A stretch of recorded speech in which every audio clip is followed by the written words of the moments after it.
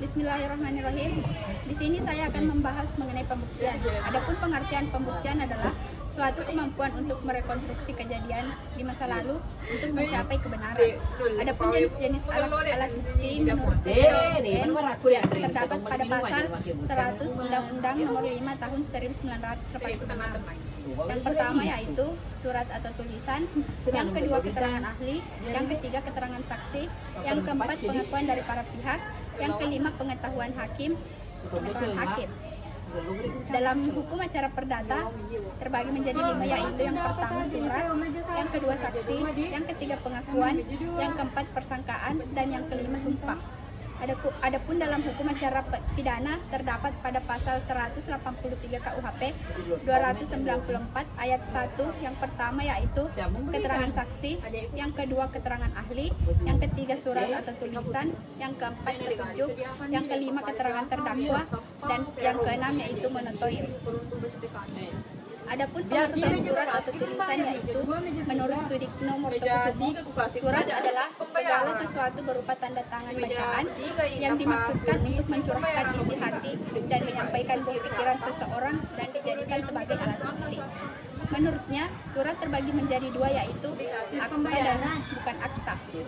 Akta adalah surat yang diberikan yang memuat peristiwa-peristiwa dan dijadikan alat bukti.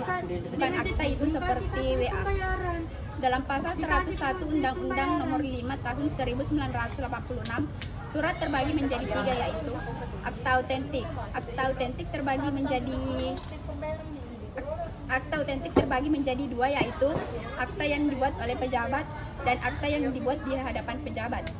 Akta autentik adalah surat yang dibuat di hadapan pejabat yang berwenang akta untuk dapat dijadikan alat bukti dan peristiwa-peristiwa di dalamnya.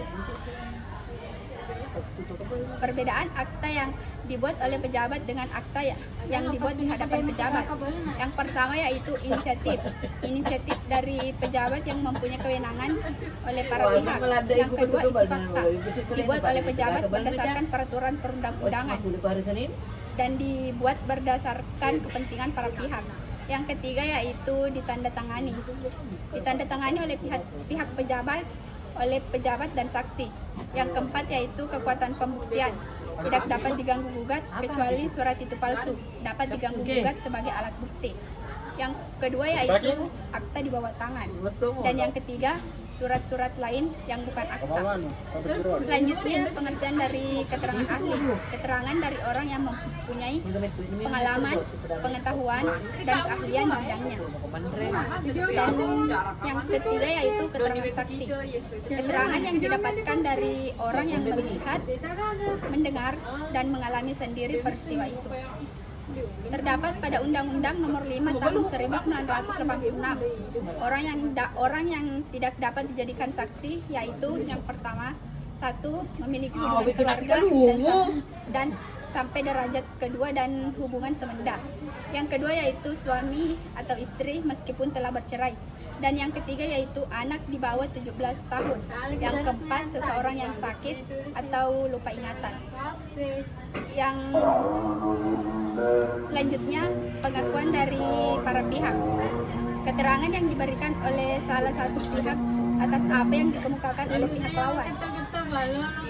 Yang selanjutnya pengetahuan hakim, hal yang diakui dan diyakini kebenarannya oleh hakim berdasarkan